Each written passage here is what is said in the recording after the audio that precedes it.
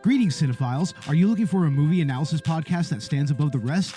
Then look no further than Collateral Cinema, the only movie podcast that matters. We analyze good movies, we analyze bad movies, and yes, we also analyze the in-betweens of the world of cinema. So if you like what you hear, find us on Facebook, Instagram, and Twitter. And listen to us on Apple Podcasts, Spotify, Google Podcasts, and wherever you get your podcasts. And yes, my friends, we are 420 friendly. So when you listen to us, smoke it if you've got it. And now, here's a new episode of Collateral Gaming. The show starts right now. I'm Ashley Chancellor. I'm Megan Gomez. I'm Zachary Keogh. And I'm Dan Rockwood. And this is Collateral Gaming with Victims and Villains.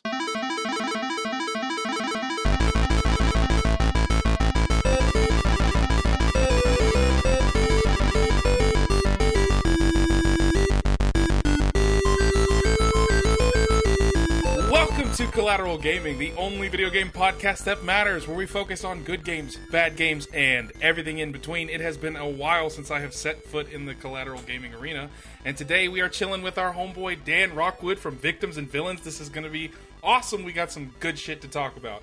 Ash, Megan, it is so good to see you guys again. I have missed hanging out and chilling and talking with you guys. And of course, Ash said it before we started recording, but we usually all come together again when it's Zelda on the table. So, and that's fine with me. Honestly, I love Zelda. So, but how are you guys doing? It's been quite a few months. It's been like a year, but that's fine. It hasn't been a year since I've recorded with Ash, but it has been a year since we've kind of all come together. So I know. I'm like, is Zach going to be on this one? Is Zach going to be on this one? Is Zach going to be on this one? So, I think on the last podcast episode, I think Ash and I kind of talked about it. I got engaged in May. And I actually moved out to where she lives, and I kind of started a new career out here as a salesman. And I'm just kind of working my way up to kind of get established in life, and I've been trying to catch up in the world of gaming, and I'm finally here, finally relaxed and set up, and I am really excited. We got Tears of the Kingdom coming in May. That's super exciting. And God of War Ragnarok has released, which all four of us have been kind of getting our hands greasy with, and that's super exciting. Not a Zelda game. Not a Zelda game, no. Not a Zelda game, but boy. And actually, courtesy of Megan, I wanted to wait till we started recording for me to tell her, but I am halfway through Horizon Zero Dawn at this point. I'm so proud. Good. It's actually really fucking good, and I'm so sorry that I ever shit on it because I'm ready to get into Horizon Forbidden West as well. Hell yeah. That makes my Aloy loving heart so happy. That is, and the God of War fans are going to come at me, but Horizon Zero Dawn, it is my number one single favorite best game on PS4. It's so good. Please play it. I'm so happy you're playing it. For me, it's The Last of Us Part 1 remastered. So, like, I don't blame you at all for saying that it's better than God of War. I do love God of War. Aloy is hotter than Joel, okay? Aloy is the boss-ass bitch, okay? Okay, but Aloy ain't hotter than Kratos. Kratos can get this meatos. I mean, Kratos is daddy, but like Aloy, like mommy, sorry, mommy, sorry. Yeah, but I've been really call enjoying her Dommy Mommy, okay? Mommy. But I've been really enjoying Dad of Boy Ragnarok. It's been a fun experience. Dad of Boy resolutions of dad. It's it's we got a really, really fun episode for you guys today. Of course, we're just going to be about goofing off everything but Zelda. Yep. Well, we should talk about the news because the Game Awards happened. Dun, dun, dun! I'm not happy. Yeah, before we get into Zelda, I think we should get into the Game Awards. And before we get into that, I think we should let Dan talk a little bit about Victims and Villains for anybody of our listeners that haven't checked you guys out. Absolutely. We love Dan. Yeah. Oh, thanks, Megan. You're the best. So over at Victims and Villains, we do all kinds of stuff led by Captain Nostalgia himself. And we look at everything through pop culture. It's a lot of movies, a lot of comics. Started doing a little bit of video games, not as much as this over a year, of course, but there's, a new movie comes out, especially new horror film, new Marvel film. It drops and we're going to do an episode about it. But we not only do we talk about stuff, we do it through the scope of mental health. We want to make sure that we are helping to get mental health resources into schools and out to people who need them, particularly promoting suicide awareness and prevention. That is the heart and soul of what we do over at Victims and Villains. So if you want to come out and hang out and listen to us talk some movies and check out some good mental health sides of it as well, that's what we do over there. Hell yeah, man. And can I just say also that I just love Dan's podcast and Captain Nostalgia's podcast. Like, I listen to it all the time. Like, it's the greatest thing ever, especially because, like, I know that we had been talking about having you on the Hellblade game, because that game is very heavily tied into mental health, and there is a sequel. So Dan, if you're interested, I'm just saying, I'm extending the invitation. I'll have to check that out. Yeah.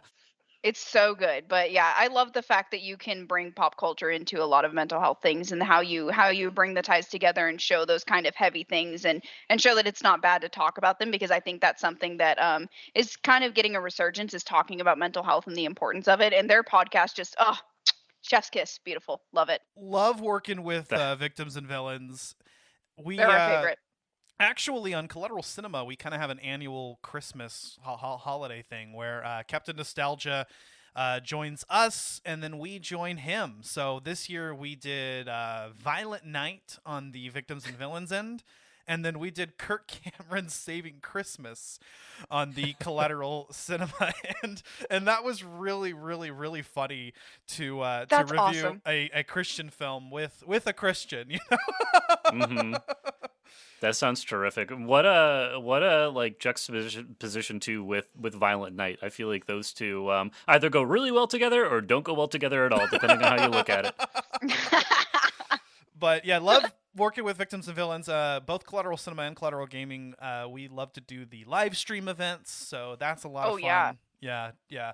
I hope that that there's going to be something maybe this holiday season. I don't know.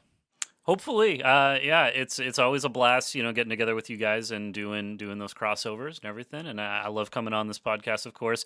It's funny because like my wife knows what I do with Victims and Villains, but I don't tell her every single thing I do. And so I was like, oh yeah, like my Texas video game friends, I'm gonna go hang out with them. And she's like, who? What? Who do you? What? And I was like, oh yeah, no. And I'm like, well, one is in Texas, the others, have moved around, and they're others. But south of where we are. My southern friends, my south friends. So it's just cool. And I say this, it's nice being a part of, like, I do writing for Tech Raptor, and I have friends who game. It's just great being able to like have these conversations with people, because particularly, in my day job, or you go other places, video games are bigger than they have ever been, but it's still kind of a niche thing. And if you just don't have a community around that understands it, it's like, Tears of the Kingdom comes out day one. All of us are probably going to be either taking time off work or arranging our schedules to make sure we can play that day one. And there are so many people in my life who that's just going to be another day to them, and they don't even care. And so it's nice, understanding people who understand the magnitude of some of these things. And that's really cool. That's so fun. I love that. Yeah, because it's so weird. Like, so I work in an office full of women, and I'm the only one that is a nerd and that games it all. Like, I'm talking about like, oh, Alan bought me a Lord of the Rings recipe book, and there's meat in it and like the ale in it. And they're like, Lord of the what? I'm like, fucking shit. Like, I'm like, I love all of you women so Lord much, but you're disappointing. Yeah. Yeah. That none of them play any video games. None of them know really anything about any like Marvel or Disney or anything. And I'm just sitting there nerding out like, oh my God, Tears of the Kingdom and Game Awards. And they're like, okay, Meg, well, I'm glad you're happy. Do they live in shoeboxes?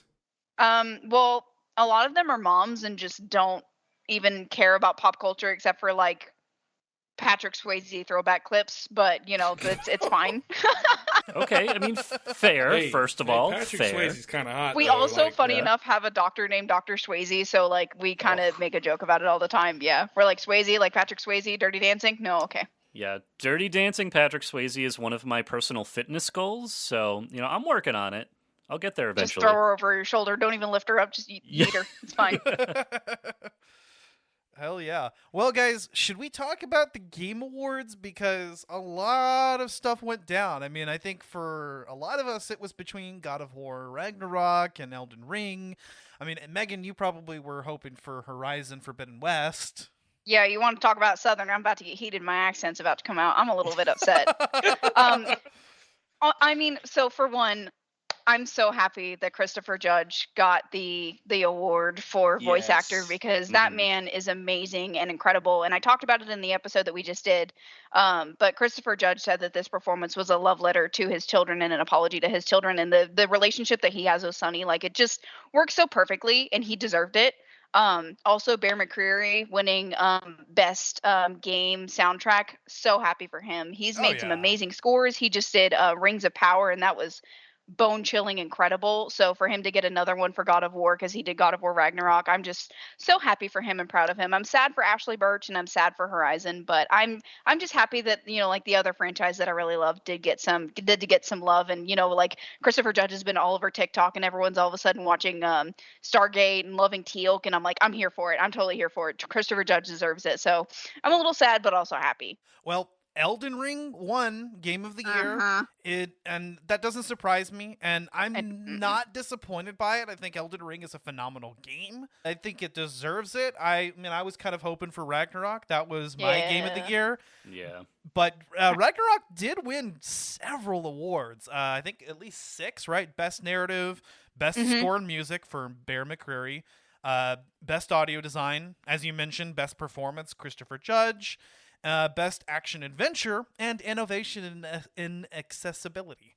I love that so freaking much. I'm so happy for freaking Santa Monica Studios. They deserve it. Definitely agreed. And it's funny having access to Twitter, at least for the time being, until, you know, that blows up and explodes. But it's just cool because, like, if you follow some of these developers and follow these studios, they'll give you like some sneak peeks as they're developing these games, and they'll just show you some showcases. So it is really cool. Like, we as fans and as players are more connected than we have ever been to be able to get a glimpse into the development timelines of these games. It used to be just radio silence, and I mean, from Nintendo, that's basically what we get, right? So they're not very forthcoming until they have a direct. But a lot of these studios, it's like, oh, hey, you know, we've been working really hard, and like, here's like a screenshot, or here's a glimpse of, you know, what our team is up to. So it's nice because God of War Ragnarok was announced at least a couple of years back for, you know, one of those trailers, and it's just cool because, like, we've been anticipating it and we've been excited for it, and it's been nice to just see them, you know, working every day on it, and they were able to accomplish it and pump out a kick-ass game. So definitely happy to see that, because they did a really good job. Yeah, God of War Ragnarok, the very beginning of it had me tearing up. They my God. They did such a good job with the direction. Just, I mean, of course Christopher Judge is going to win the performance. Just, his chemistry with Suni is just, it's mind-blowing how each character or each voice actor brings those characters to life. And it feels like you're watching a movie. It feels like you're watching one of the highest, just one of the greatest cinematic films ever. That opening sequence blew my mind. And so I'm just very happy with all of the love and praise that it got. So I'm cried thrilled. like a baby back bitch. I won't even lie to y'all. I cried like a baby back fucking bitch. Which we will get to talking about in our God of War episode for sure. I can't deny I won't cry. I'm sorry. Not sorry. Also worthy of mentioning, Stray, another game that we did recently, won Best Independent Game, and I believe another award, Best Debut Indie Game. I'm so happy for them. That's so great. I am too. The fact that it was nominated for a Game of the Year alongside like God of War Ragnarok and Horizon Forbidden West, I mean, that was amazing. So cool. Their first freaking game, and they get a Game of the Year award. Like, they can only go up from here. And Ash and I talked about it. Like, we can't wait to see what they do next. Like, they're so wholesome. I can't wait for more wholesome games from them. Like, that is like cozy gaming right there. It's sad as fuck, but it's cozy gaming. I'm excited to see what Blue 12 does, whether that is in the universe of Stray, because I think there's a lot more they could do with that, or not. I know. I want more from that game. Like, I liked the condensed story that they were telling, but I would love for them to open it up and show just more of what they can do with it, and playing as a cat in more places that a cat can go.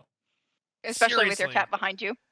That's pretty much what Megan and I had to say about it, is that, like, you know, we kind of just wish that there was more, but it's phenomenal for an independent game. Real quickly, let's also go over most anticipated game, Tears of the Kingdom. Is anybody surprised? Oh my goodness, no! I know. For me, my most anticipated is Jedi Survivor. I won't even lie to you. Oh, I'm so freaking excited. You and me both. I screeched like a banshee, like a banshee. Like I was so excited because not only did we get an actual BD in the televised shows, now we're getting more Cal Kestis, and Cameron Moynihan has said he would sign up for anything with Cal Kestis. Like, are we getting a fucking show? I will scream. I have a strong suspicion that his character will be teased in one of the upcoming shows and potentially have his own spin-off. So I'm looking forward to whatever they do with him.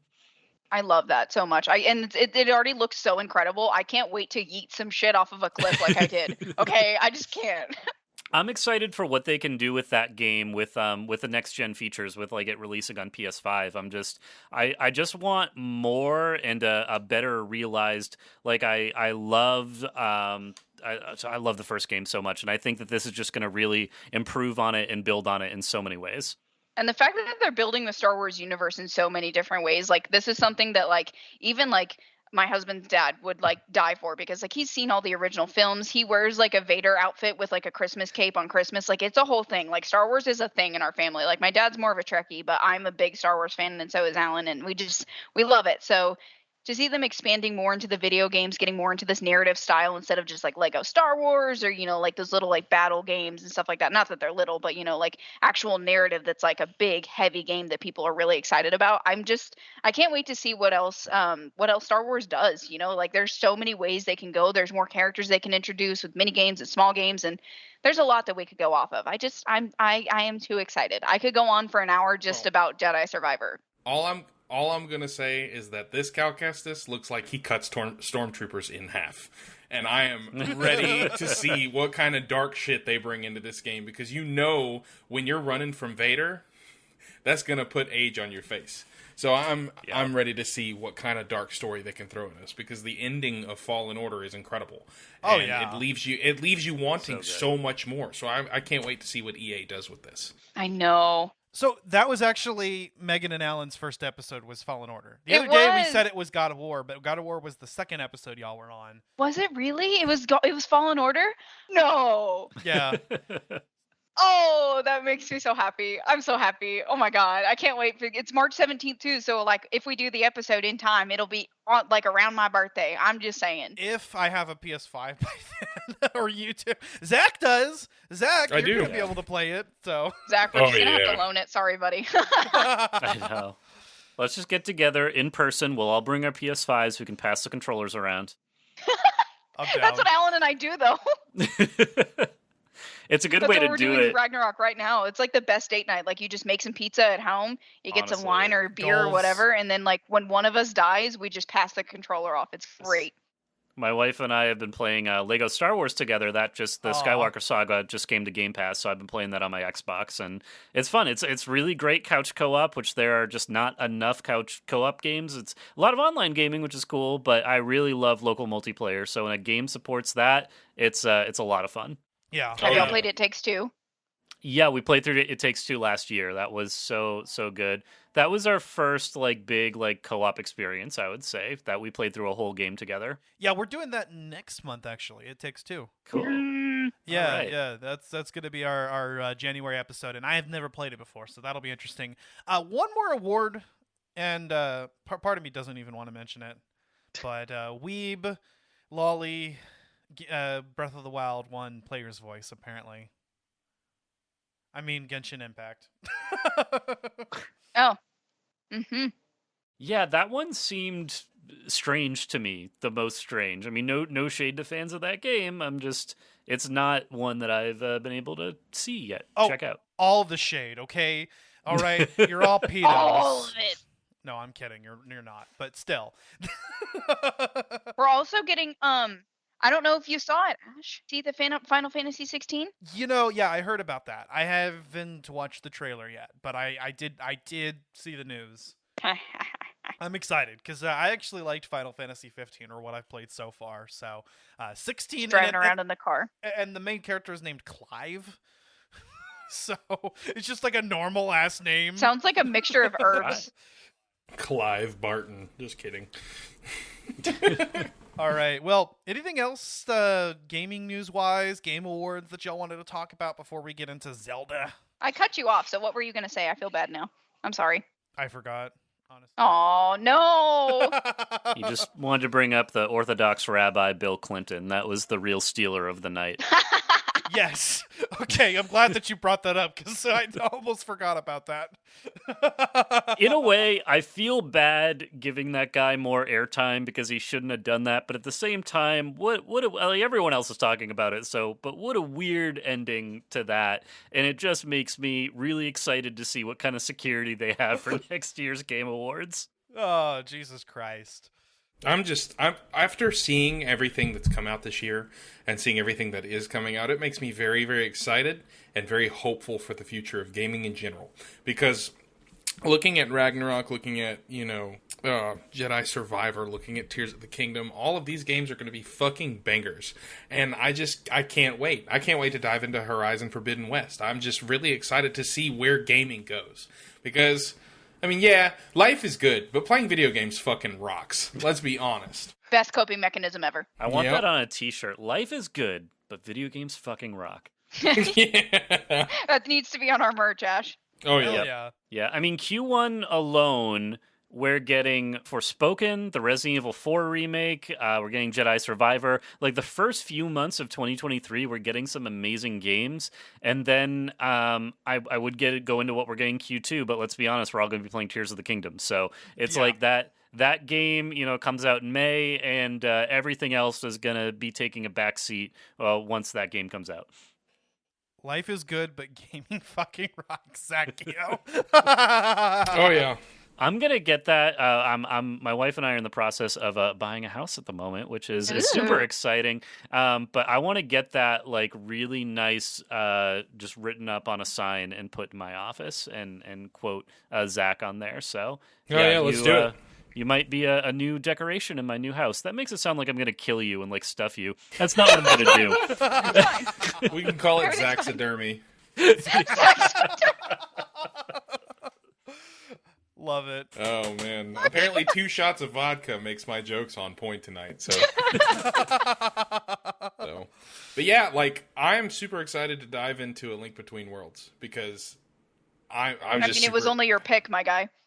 You know what? Watch your mouth, Megan. We don't say that shit here. Look, we haven't been on the podcast in a year. I have some animosity, okay? We haven't done anything together. Right.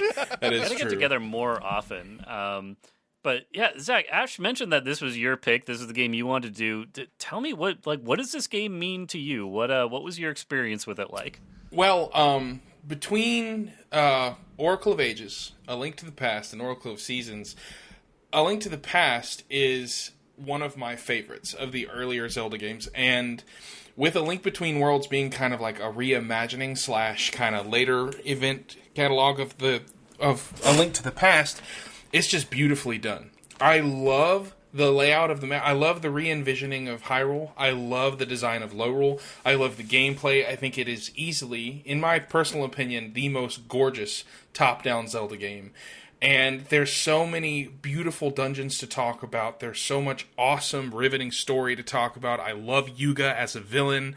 I love the dynamic between Link and all of the NPCs in the world. I love Princess Zelda.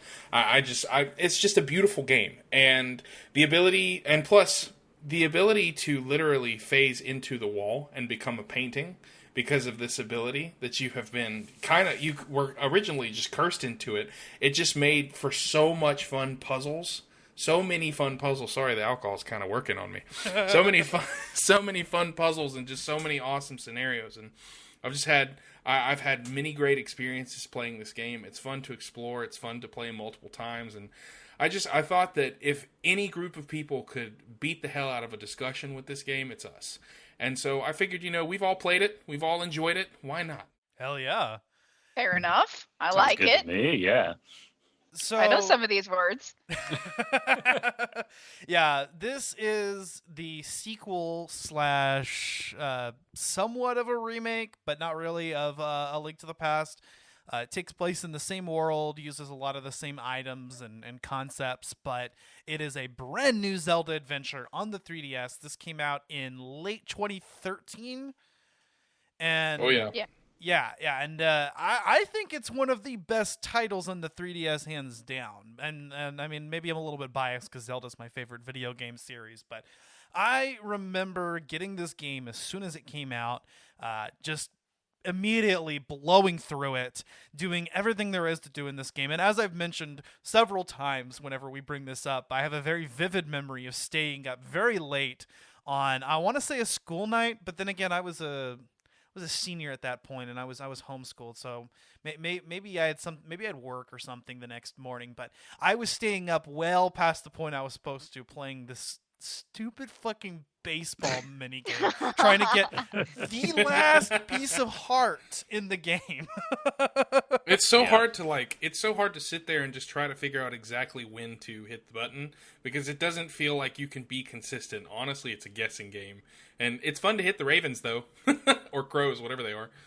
I'll tell you what, I got that piece of heart most recently, because I've almost beat this game 100%. I got all the heart pieces. I just have the Treacherous Tower to finish, and then Low Roll Castle. But it was a lot more. It was a lot easier this time around. But still, like you said, it's a bit of a guessing game. So yeah, fuck that minigame, and fuck the Cucko minigame too. That is the one thing that I will probably not do and consider myself to 100% complete this game. Because fuck doing that for 9. If you want to keep the tiny little bit of sanity that you have, don't ever do it again. Don't. Yeah. Some of those mini games can definitely drive you to the point of insanity with this game.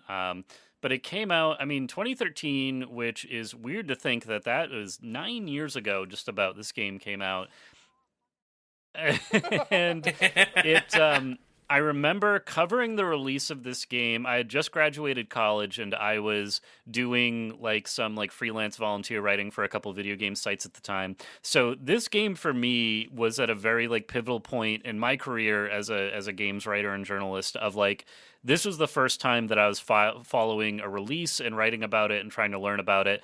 And for whatever reason, that didn't interest me in playing it. I grew up with 3D Zeldas, so the top-down, I wasn't interested. And then that year for Christmas, my girlfriend ended up getting it for me, and she was like, I think you love Zelda. I think you would really like this game. And I picked it up, and I did. And so I played it, and I was working as an EMT at the time, so I was just on the ambulance playing this game, and then we'd get a call, and I would go and take someone to the hospital, and then I'd play some more, and it was great. I played through the whole game. It was a really good time. Doing chest compressions. Hold on, buddy. I gotta get the heart piece. Hold on. Yep, exactly. All right, we got this. This is fine. Just let me get one of the music that is, the right beat for CPR. We're good to go.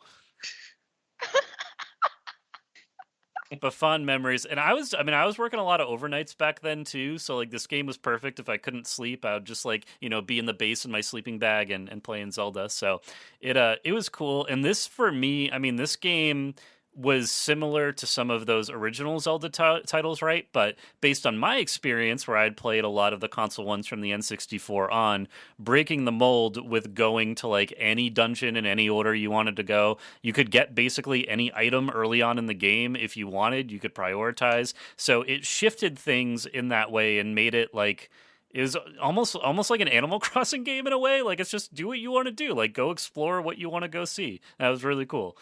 New analogy: Link Between Worlds is the Animal Crossing of Zelda. Yeah. Well, it's really interesting because for being a game that obviously used the same world as A Link to the Past and occupied that same space of the timeline, they actually wanted to break a lot of molds and really kind of break conventions in Zelda. And bear in mind, this was right after Skyward Sword, which is largely considered one of the most linear Zelda games. And they decided to kind of make this open-ended format that arguably laid the groundwork for Breath of the Wild. Yeah, I would say so, yeah. Sorry, go ahead. I was just going to say, a short tangent that, Skyward Sword, that game got a lot of criticism, and I feel like we needed that game for Breath of the Wild to come out and do the thing it did. And this was a nice stopgap kind of between them, right? And, it was a 2D version of being able, or a 2D, 3D, whatever you want to call it. It was on the 3DS, to get the, I think, the development team thinking in the way that they needed to be able to bring Breath of the Wild to life. Right. 100%. Yeah, absolutely. Yeah, so being able to complete most of the dungeons in any order was kind of a big deal. Back in the very first Zelda game, there were some dungeons that you could do out of order, but there were still, you still had to mostly complete it within a certain way. In A Link Between Worlds, you got to go to the Eastern Palace, but then you can do the Tower of Hera or the, what was it called, the Palace of Winds or something. Mm-hmm. Yeah. Yeah, you can do either one of those first, and then the other. And then once you get to low roll, any of the low roll dungeons can be done in any order, except you do have to do Thieves' Hideout before you do the Desert Palace. That being the only exception. But other than that, I mean, you can go about these in any way. And I really got to experiment with that with my current playthrough. I mean, the first time I played the game, I didn't really know what was going on. This was back in 2013, so I was just kind of moving along and trying to go along what I felt was the best path, or what I thought was most logical at the time. But even then, I was kind of discovering these. This time, I decided to go after my first dungeon, my favorite dungeon first, which was the Thieves' Hideout. This game scared the hell out of me, dude. Really? Yes, because I'm so used to Ocarina of Time, and like when I had played this, like I was still playing the GameCube a lot, and I have like 3,000 fucking playthroughs of Twilight Princess. We all know that's my favorite. So like they're like, I remember my friends telling me about it in school, and they're like, "Yeah, you can do any dungeon," and I'm like, "The fuck? You don't have to like go here, then time travel, then go here," and they're like, "No, you just do whatever the fuck you want." I'm like, "Huh? What?" I'm sorry, what? A non-linear Zelda game is a breath of fresh air. And I think the way that they did it with A Link Between Worlds is a fantastic... I mean, of course, yeah, there's some things that you have to do, like the Thieves' Hideout before the Desert Palace, but given the fact that you can kind of choose your own path, I really like that. And I think Breath of the Wild... everybody knows that was a completely brand new take on the Zelda series, but that opens up the series to so many possibilities. And so I think A Link Between Worlds hinted at that just right, in the best way possible. And that's why I look at it as the nicest 2D top-down Zelda game, even though it's technically 3D, because it's, on the 3DS. It's 2.5D is what you would normally call this. Yeah. And then that's the actual term, is that it's 3D models from a 2D perspective, like Metroid Dread or New Super Mario Brothers. But what's interesting about A Link Between the Worlds is even 2.5D doesn't quite cover it, because with the wall merge mechanic, which I believe was one of the first aspects that was developed, before this game was even conceived as a sequel to A Link to the Past, the wall merging mechanic was pitched. That basically turns the world into 3D. And it's kind of similar to what Super Paper Mario did, if any of you have played that game. But by being able to shift into another dimension, it opens up a lot of puzzle opportunities. And I really think that that's what sets this game apart, is that, they could have just retreaded A Link to the Past, but they didn't. They decided to try out some really cool ideas. And having so many puzzles being implemented around this gimmick was actually a lot of fun. I like being able to explore the world in different ways, and actually getting to see that, what we thought was a top-down perspective is actually kind of... Well, everything's kind of slanted in world, which was odd. But, when you look at it from this angle, you're like, well, yeah, that's how it would look like, right? It definitely reminded me a lot of being like upside down in Twilight Princess. Yeah. I don't know if that's how. Anyways, Dan, sorry.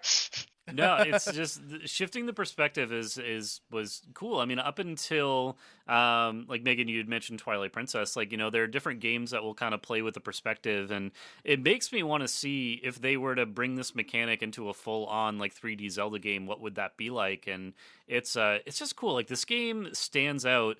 And it's the one Zelda game. I mean, it's, of course, successor to like Link to the Past. A lot of people, kind of compare the two. But I find that this game is kind of the one that will stand on its own the most as being like a unique Zelda title compared to the others, just because there's so much you can do. Ash, you were talking about like mini games earlier, probably stuff that I never got around to doing. Like I played the main story and then I kind of, cut out after that. But it is making me want to go revisit this game. And really just like, man, I love the 3DS. Like that was such a good console.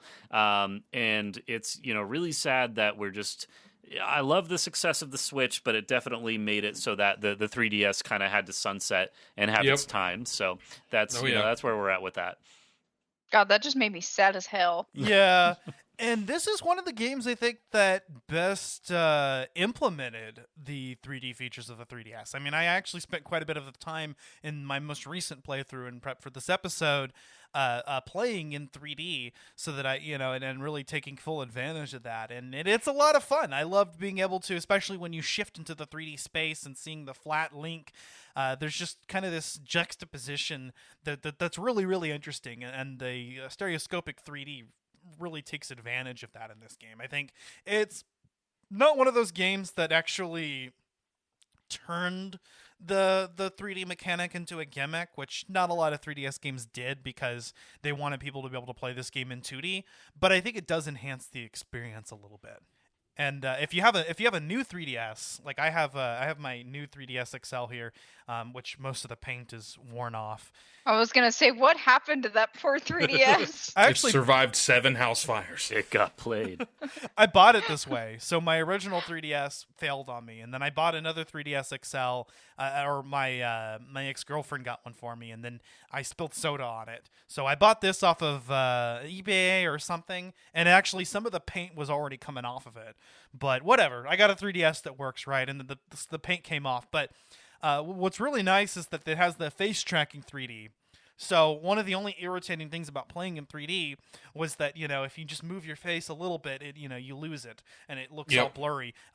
The new 3DS actually tracks your face a little bit. So the second it gets blurry, it'll kind of adjust, track your face, and then it's right as rain again. That's pretty cool. I didn't know that. I never had that feature. Damn. It's really cool, and it was a big upgrade. I got the original 3DS at launch. I was a poor college student, but I was so excited. So I saved all of my work study money. And the day it came out, I woke up and I drove to a Target and I bought it. And it didn't release with any games. There were maybe 2 or 3 games at launch, but it was Pokemon Black and White. I think had come out not too long before that. Not a 3DS game, regular DS, but I wanted to play that on my 3DS. But then I upgraded to the new 3DS XL, specifically when the Majora's Mask one came out because I really wanted that. And I still have that. It's in a protected case. I've taken good care of this thing. And the 3DS XL, I mean, I was, again, being an EMT, I remember I was in the ambulance when the Nintendo Direct happened, and then pre-orders went up, and I was like, I gotta get this. And from my phone, I was able to pre-order the Majora's Mask one.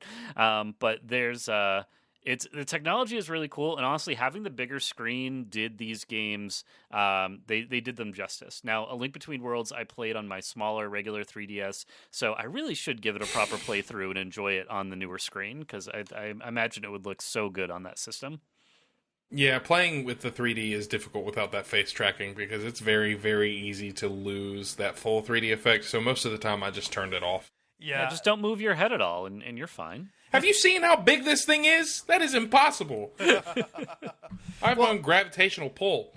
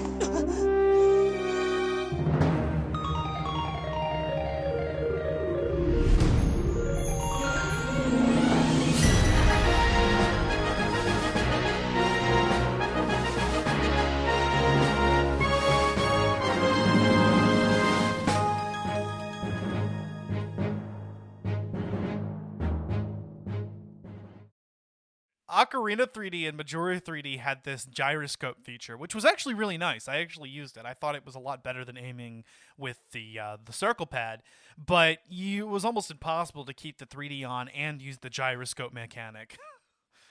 This game does not make use of that because it's a top-down Zelda game. So they actually they kind of just more focused on the button experience. But there are quite a few touchscreen controls in this game.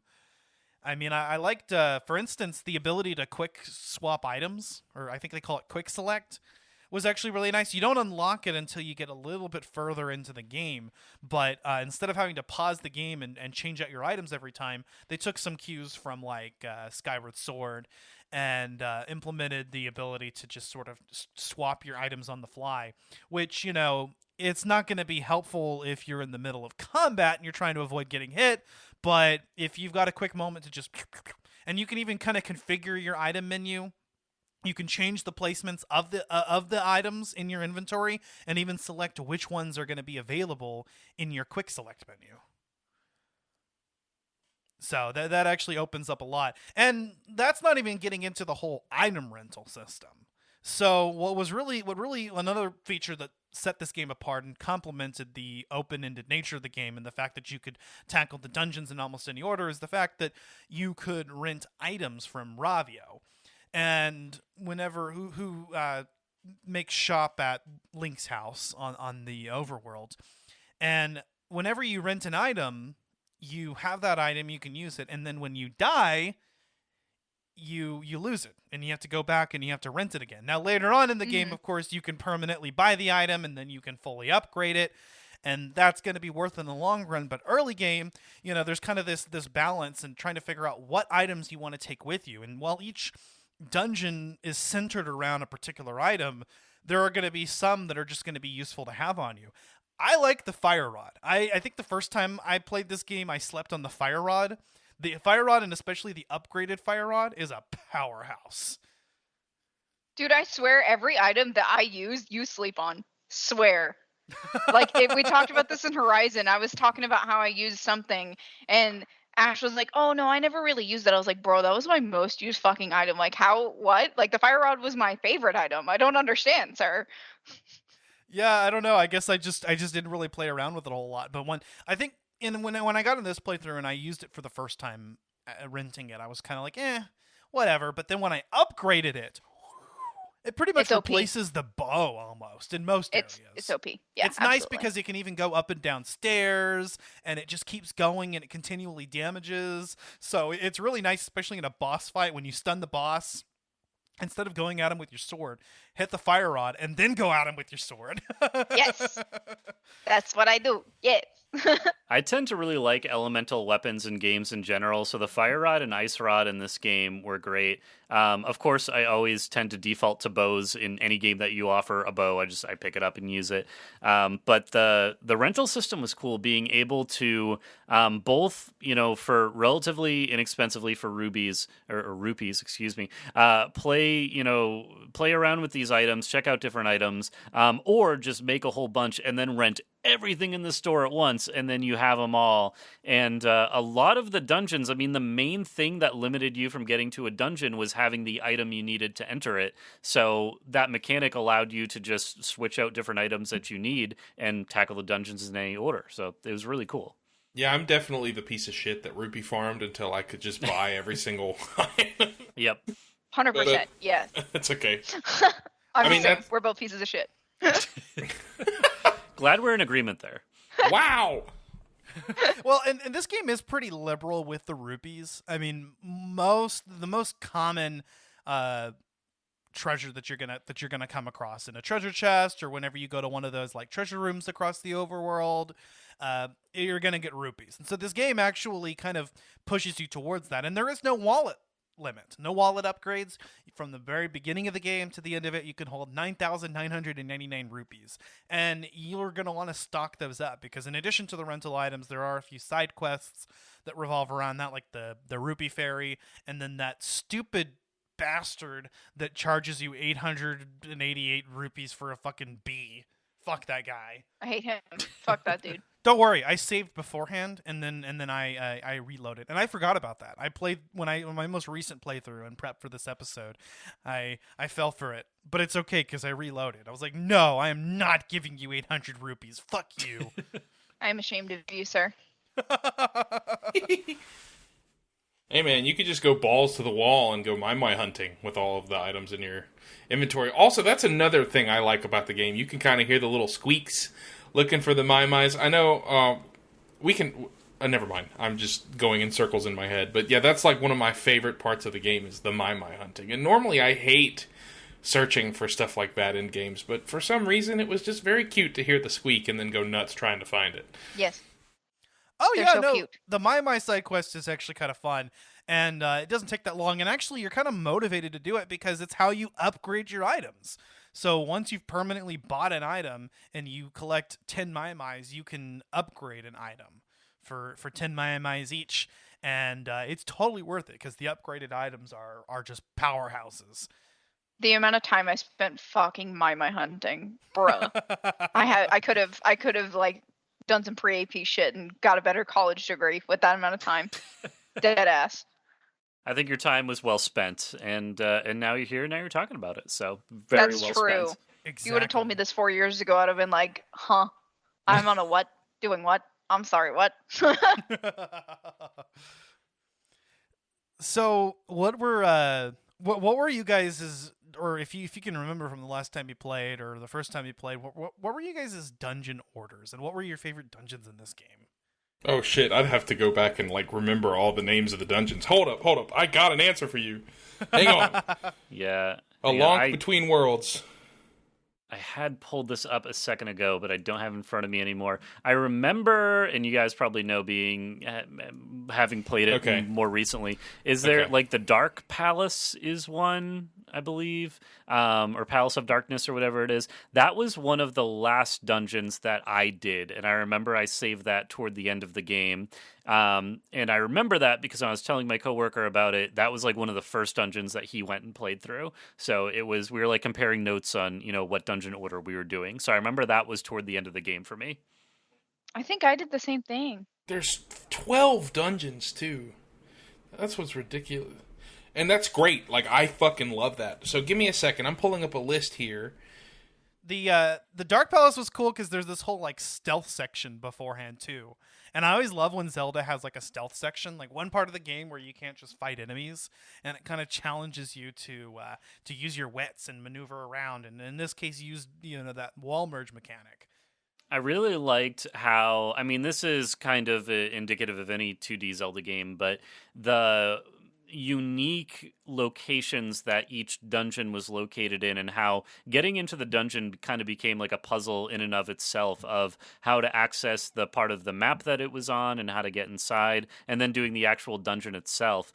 So that added, I think that like really padded the gameplay time for this game of just like exploring the overworld and figuring out how one region connects to another. Yeah, especially with the interconnectedness between Hyrule and Lowrule, which obviously works very similarly to the way that the Light World and the Dark World worked in A Link to the Past. But I want to say that it's a little bit tighter in this game. And I like how they threw you a few curveballs. Like some of the dungeons were located in different areas. Like Turtle Rock is in the lake, and the Ice Ruins is at Death Mountain. Because go figure. Mm-hmm.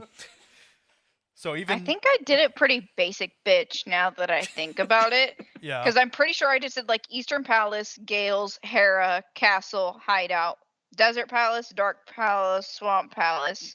So I did those three in order. And then I did Skullwoods, Turtle Rock, Ruins, and the Castle. I was pretty basic about it. It's fine. Everything's fine. I followed a walkthrough because I was like, I just was so lost because I did not realize that you could just go wherever the fuck you wanted, and I was just like so busy hunting my mice that I was just like, it's fine, like everything's fine. And I was like, which way do I go? Fuck, I don't know. There's no indication of where I need to go, so I just followed the walkthrough, if I remember correctly. I went through a pretty basic dungeon order my first playthrough, which, by the way, my save file somehow made it onto my new 3DS, so it's there. The folks over at Nintendo Support were especially helpful at transferring data. Yeah, no, it's actually fantastic. But yeah, so I actually have my original save file, but I played this time on hero mode, which was new. And I'll talk about that in a minute, because hero mode is actually treated pretty interestingly in this game. But my dungeon order this time was I went straight after the Thieves' Hideout, because I remember that was one of my favorite dungeons. In fact, I think it was on my top 5 list or top 10 list whenever I did that on the bonus round. Yeah. But the Thieves' Hideout is a lot of fun. I love the whole mechanic where you're taking the thief girl around and you gotta solve puzzles together. I love the boss. It's just a really interesting dungeon. So I went after that first, and then you get the Sand Rod as a result of completing that dungeon. So naturally, I went to the Desert Palace next. I then went to the Swamp Palace, and then the Skull Woods, and then I went back to the 3 palaces that represent, I guess, Hyrulean palaces, which would be the... So you did it big brain, and I'm over here being a dumbass. 10-4, my guy. Just this most recent playthrough, because I'd played through it once already. But my first time was pretty basic.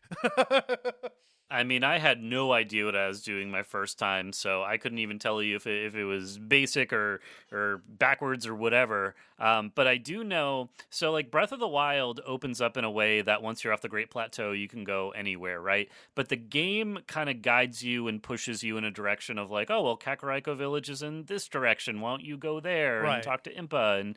And you know, they're always kind of guiding you to the next location.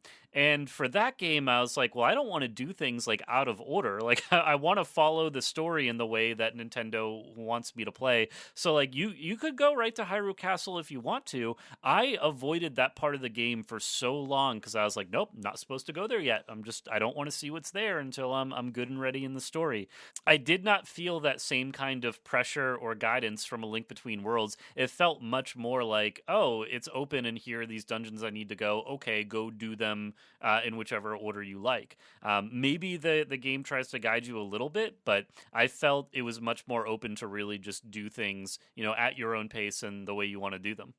Yeah, I agree. I mean, you could go through the Link to the Past order, but even that's not going to be, quick, surefire, because the locations of the dungeons are different. So it's like, oh, well, you want to go for Turtle Rock? Surprise, bitch. This is the ice ruins. Surprise, motherfucker.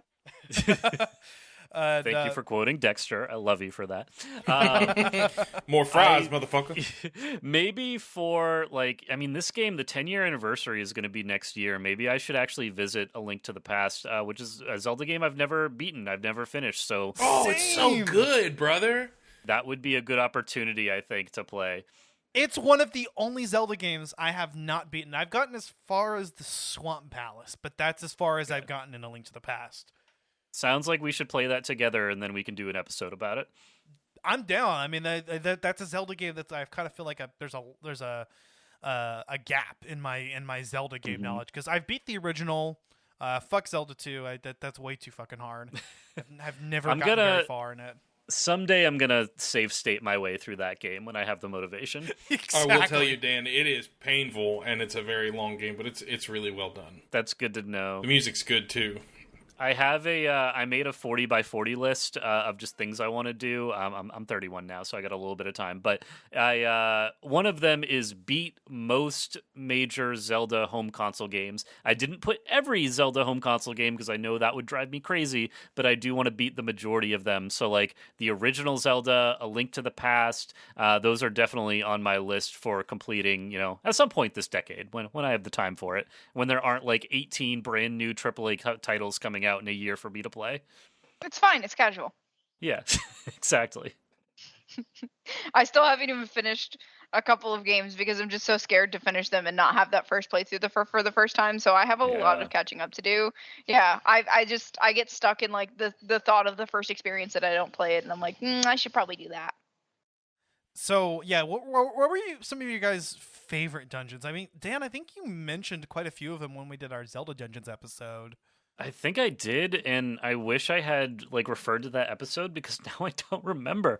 But I know, so the Thieves' Hideout I remember was a cool dungeon to go through, and I think that did a good job of kind of showcasing the elements of the game and Having some of like the puzzles that were involved were just like a good way to go about, figuring out what is this palace all about, or I'm playing Persona 5. What is this dungeon all about? And what are we, how do you defeat the boss and all this stuff. So that is, I think, one that definitely sticks out to me.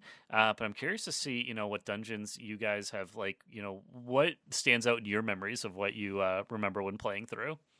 Thieves Hideout, for sure. That was my favorite. I think that Ash and I were talking about that actually on the review of the dungeons, because I was comparing that to the Forest Temple with the monkey, and I was like, they're harmonious of each other. So that one sticks out to me as like the most evident, because like any game where I can have a companion, whether it be Lydia sitting there saying that she's sworn to carry my burdens with the sassy ass face and getting in my way, or like just running around with somebody, I love it. Turtle Rock, baby. Interesting. Turtle Rock is my favorite in A Link to the Past, A Link Between Worlds, and Link's Awakening. Okay. All right. Okay. It's one of the more punishing dungeons, I would say, in this game. That's why I love it. Yeah. Because it's hard as fuck. And I love a challenge, man. Sometimes I feel like the earlier Zelda games were a little bit easier. Most of the time, there is some really hard stuff, especially going back and playing it on hero mode. Like Skyward Sword on hero mode is unforgiving. That game is difficult. But I love Turtle Rock because it's a challenge. Turtle Rock is challenging. I also had the I think Ice Ruins was a pretty tough one too, and I actually saved those two for last this playthrough. But I would say Thieves Hideout and the Skullwoods. And what's interesting is those are both dungeons that don't center around items. So they're like dungeons that had puzzles just centered around their own mechanics, and they actually achieved that really well. The Skullwoods kind of has the wall masters coming after you the whole time. And I hate wall masters, but I love some of the ways that you implement that they worked puzzles around that, like having the hand come down and hit a switch, and the fact that half of the dungeon takes place across different parts of the Skullwoods, so it's not really even clear like what part is the dungeon and what part's the overworld, right? Yep. That's true. Yeah, I could see that. I feel like looking at even just screenshots of this game, like the art style is so cool. These dungeons are so well realized. I had mentioned earlier I really love elemental items, so going into like the ice ruins and being able to melt the ice with the fire rod, So fun. it makes me want two things. One, like bring this game to Switch. It deserves to be on the Switch and more people to check it out. And two, let's do a Switch 3D. Like I am maybe in the minority where I love the 3D effect of the 3DS. If they were to do that on a larger scale with a console the size of the Switch, I would have no complaints. That would be so cool. Oh. Ooh. Yeah.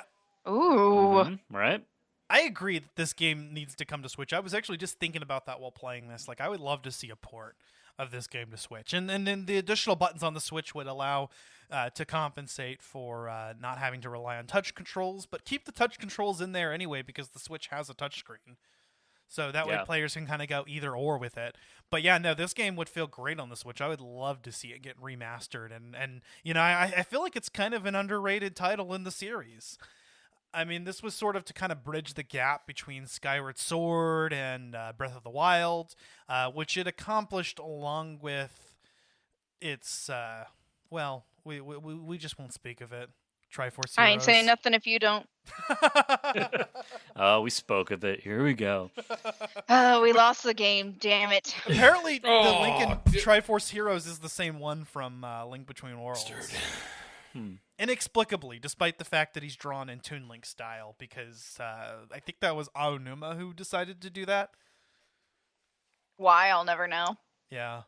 I don't know. I liked Four Swords better than Triforce Heroes, personally. Triforce Heroes was just, I was like, ¿por qué? Why?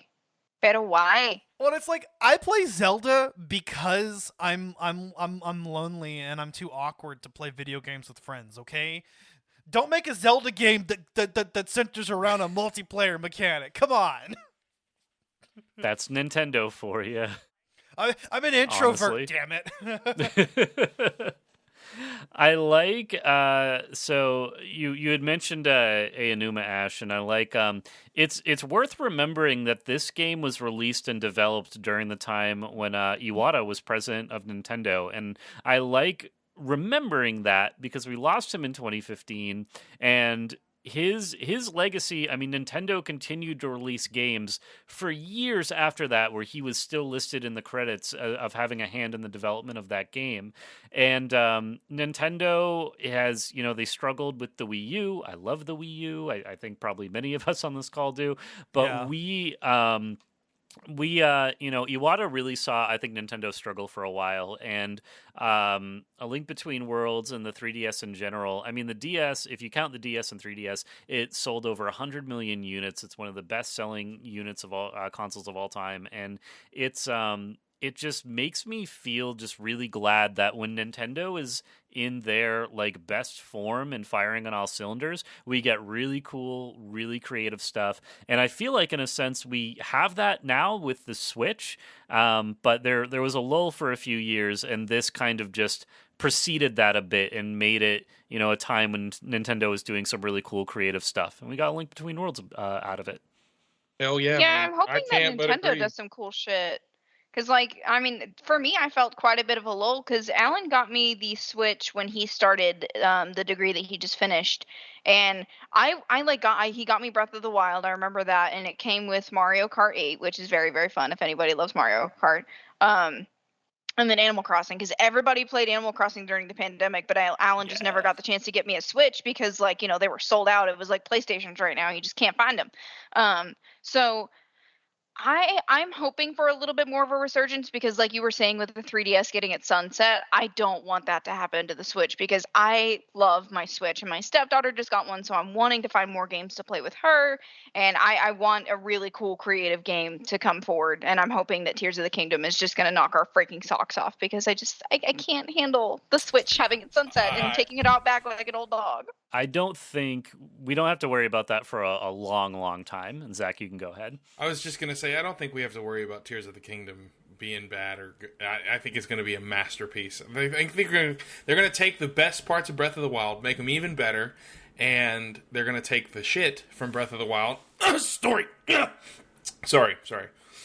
Had to get that out. God. But they're going to take the bad things and just make them absolutely incredible. Oh, yeah. What I find most interesting, so it has been over 6 years, or will be coming up on 6 years since the release of Breath of the Wild. That is the longest we have ever gone between Zelda releases since it came out, and it's using the same engine and same assets as Breath of the Wild. Right? So what have they been doing for 6 years? That's what I want to know. What have they done and created to justify this long gap on a game that, for all intents and purposes, was there? The framework was there. I don't know what it's going to be, and I'm really excited to find out. Dan's going to walk up to one of these guys' houses all kitted up, like, FBI, open up! Why the fuck did this game take so long? Where the hell are you? I think the answer is probably the same as what Retro Studios has been doing with Metroid Prime 4. Facts. Oh my fucking god. I don't even want to talk about it. Also a mystery. They just a month ago, Retro put out a job title for someone to work on Metroid Prime 4. I'm like, how are you still hiring for this game? What are you doing? It's like Anthem all over again. They're still hiring staff even though the game was shut down. Yeah. Like, why? Why are you hurting us like this? Yeah. No, I think it'll be phenomenal. And I'm excited about Tears of the Kingdom. One more thing I think that we should really, that I wanted to bring up on this episode while we're talking about the gameplay. And in part 2, we're going to kind of get more into the story, the characters, the soundtrack. Deliberately haven't brought that up yet. But hero mode. So one complaint about this game, maybe one of the one of the only complaints, is that it is a little bit easy. And the dungeons are very fast, but they're kind of short and sweet, and that's what's nice about them. But if you felt that the game was a little bit too easy, that combat wasn't difficult enough, that the game wasn't long enough, try out Hero Mode. Because Hero Mode is treated a little bit differently in A Link Between Worlds than it is in other Zelda games. So in most Zelda games, enemies deal double damage, and there are no hearts. They don't spawn hearts. In A Link Between Worlds, enemies deal 4 times as much damage, but you do still spawn hearts, which you'll need because, wow. In the early game, this game is overwhelmingly difficult in hero mode. Like, for the first 3 or 4 dungeons, you are going to have a hell of a time before you start getting some heart containers, because most of the enemies can kill you in a couple hits. And some of the enemies, in fact, I remember I went straight for the Thieves' Hideout. There's one room where there's a bunch of those big armor guys with the eyes that in this dark room that come after you at once, and they will kill you in one hit. If you, it happened to me several times. It was very frustrating. So why do I feel like I would pull a Jedi Fallen Order and not realize how, like, finding heart pieces in hero mode, and I just go through with like 2 pieces of heart? I just have a gut feeling I would do that. Yeah, the entire time I played Jedi Fallen Order, I went through with 3 fucking stims, and Ash goes, there's like 8, right? There's 10. There are 10, and they are hard. 2 of them are really fucking hard to find. But, I mean, you feel OP as fuck. Yeah, no, I went through the whole goddamn game with 3 stims, so I can only imagine me playing in hero mode, just having like 2 pieces of heart. Like, how the fuck do I do this? Hell no. I think when I had played through Skyward Sword on Switch, I had played through on hero mode, and that was definitely challenging. Funnily enough, because Skyward Sword is a game that I think gets the most criticism by fans and people who've played. A lot of people don't like the motion controls. I loved that game in 2011 when it released, and I beat it, and like I've been apologizing for that game forever. I played it on Switch, and I just don't feel it has aged well, and I was markedly like more annoyed with that game playing it through a second time than I ever was the first, to the point where I stopped motion controls altogether. I just used the Joy-Cons to use those, and but even that, like, there was a point in the game where I felt the game should have been over, and then it continued for 10 more hours, and it just kind of overstayed its welcome, in my opinion. Zach's about to throw hands. No, it's fine. It's fine. My blood pressure is back down to normal, which is good. Take another shot. It's fine. I'm gonna keep it. No, it's fine. I mean, the thing with Zelda games, right? Even the ones that you criticize the most, like, they're still good fucking games, right? So unless it's Zelda 2. It's like, unless Zelda 2. We can, that, like, exists on its own almost. It's like, most Zelda games, and then you have Zelda 2, and then way off in the corner, there's the CDI Zelda games. So it's, there are different tiers that you can put them to. We actually covered the Zelda CDI games. So our first Zelda game on this podcast, when it was just me and my brother Dakota, was Breath of the Wild. And then we did the Zelda CDI games. Or we did... we did Wand of Gamelon and Faces of Evil. So it's kind of a fun note to open up with, the second Zelda game we did on this podcast. Yes, we did play them. I don't recommend it. They're not fun. 10 out of 10, do not recommend. You're better off watching a playthrough or just the cutscenes. Or watching our Let's Play on it. You're better off just using a different console at that point, okay? Just don't even fucking purchase it. The cutscenes are so bad they're good, but the gameplay I cannot say the same for. It's just bad. To me, the CDIs are like the CGI of The Rock and fucking Scorpion King, okay? Like, that is, to me, what those fucking games. Oh, it's time for me to go to bed. You just piqued my interest, so I looked on eBay. First of all, the CDI, like, console itself, that's hard enough to find. The games themselves, I can only find, like, Dutch language versions, and they're going for minimum $200 on eBay. Like, I kind of want to buy one, but just to have it. Don't do it. Don't you dare, Dan Rockwood. Just to have it. Just put it on my shelf. I can, arrange my room so when I podcast like this, it can be on display behind me. Like, hey, want to look at this? It's a CDI Zelda game. Oh, shit. Please don't. Well, for the love of God. I may be Nordic, but goddamn it, don't. I'm already hyped for part 2 of this shit, guys. Yeah. I guess we're kind of heading up to that parting point of part 1. We're a little over an hour now, so and we'll get into more of the gameplay, or actually mostly let me just redo that. we'll get into the story, the characters, the soundtrack, and anything else that we didn't cover in this episode in part 2, so stick around.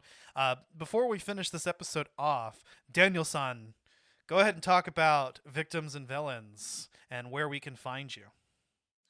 Absolutely. Well, you can take a listen to Victims and Villains anywhere you can find your podcasts at Victims and Villains. I myself am over on Twitter for the time being. I'm over at a DRock64, so you can find me there, or check out any of the stuff I do for TechRaptor.net. I do a lot of gaming previews and reviews and news and features. I'm currently working on some stuff for some of the latest releases, like Marvel's Midnight Suns, which I've been having fun with. And so fun. I've been enjoying it, and as a card battle type game, I'm not super into those, but this is well done. The story is well done, and it's just a lot of fun. If you like Marvel and those characters, definitely worth checking out. But I'm going to be updating or publishing something about that shortly, so stay tuned for that. And that's all I got for you. Yeah, and I love your work on TechRaptor. I think the other day we posted I posted a meme about train sequences in video games, and you had an article about that. That I was so stupidly proud of getting that approved, because I went to my editor and I'm like, hey, can I write an article about trains? He's like, I think that is just dumb enough and niche enough that people would click on it, so yeah, go for it. I like trains. Only something Dan would. I like trains. Fallen Order was one of the games that you mentioned in that article. I did. There is a train in that game, and it's very good. Yeah, and Uncharted 2, that goes without saying. Yep, I mentioned Shadows of the Empire, which the controls of that game on N64 are not great, but I enjoyed that train level. There were there's some good trains in games, and more trains to come. So keep an eye out. If you want to read about trains, you can look up the top 10 trains in games, I think it's called, on TechRaptor.net. Oh my god! Boy, do I have the Zelda game for you. Weirdly enough, the one that I have only played very, very minimal of, so I should give that a full playthrough. Alrighty, guys. Well, if you enjoyed this episode, stay tuned for part 2. We're going to get into more A Link Between the Worlds content. And for our holiday special, we are finishing up God of War Ragnarok. We are going to get into full spoiler territory. Zach, hopefully you might be able to join us Zach, for you better that get one. that shit on there, boy. I'm not even joking. I mean, to be honest, I don't know if I'll finish the game by then, but I hope to. I don't want to rush through it, though. That's the thing. I am loving this game, so... Zach, just listen to me and listen watch to me your mouth. carefully. Watch your mouth, No, man. you watch your mouth and finish this goddamn game. All right, guys. And yeah, so stay tuned for the rest of our December content. You can find us on Twitter, Instagram, and Facebook. We also have a Facebook group called Collateral Media Podcasts, kind of our shitposting / news group where you can interact and be a part of the fun. And you can listen to Collateral Gaming wherever you get your podcasts. Apple Podcasts, Spotify, YouTube, Google Podcasts, you name it. And if we're not somewhere, let us know. If you are a fellow podcaster, a gamer, streamer, if you want to be on the show, hit us up. If you have any suggestions, any games that you'd like us to explore, especially on the bonus round, we're always open to suggestions. We also have a Patreon. So if you want to listen to some of our exclusive Let's Play video game commentaries, you can check out our Patreon as well. Yeah, we need to get more content for that. I need to get a new capture card before I get to... I need to get a capture card. I should probably do that. I need to finish Ragnarok. Yes, you do. Absolutely. I just need to play more games. Yeah. Honestly, just real quick, this is an aside. I've been spending the majority of the last year playing through Persona 5 Royal in real time with the game. Yeah. So I'm getting toward the end because it ends in December, which is crazy, but then Royal has extra content through the first few months of the year. But that's been wild. I'm like 137 hours in, but it doesn't feel like it because I've just been playing 20 minutes a day every day since April 9th. So that's what my life has been like this year. You mentioned that actually on our on the Resident Evil 2 episode. I remember that. Yeah. Right. Yeah. Yep. Yeah. That is actually really interesting. I haven't gotten into the Persona series, but I'd like to. It's one of those. It's on my list. It's really great. Literally, the whole theme of the game is like take your time. So like, don't feel like you got to rush through that game. Take your time. It's a lot of fun. Okay. Alrighty, folks. Well, that being said, we will see you in part 2. I've been Ashley Chancellor. I've been Megan Gomez. I will always be Zachary Gio. And I am, for the time being, Dan Rockwood. And this has been Collateral Gaming with Victims and Villains. We will see you in part 2. Good job, Girl Scouts. And happy holidays, folks.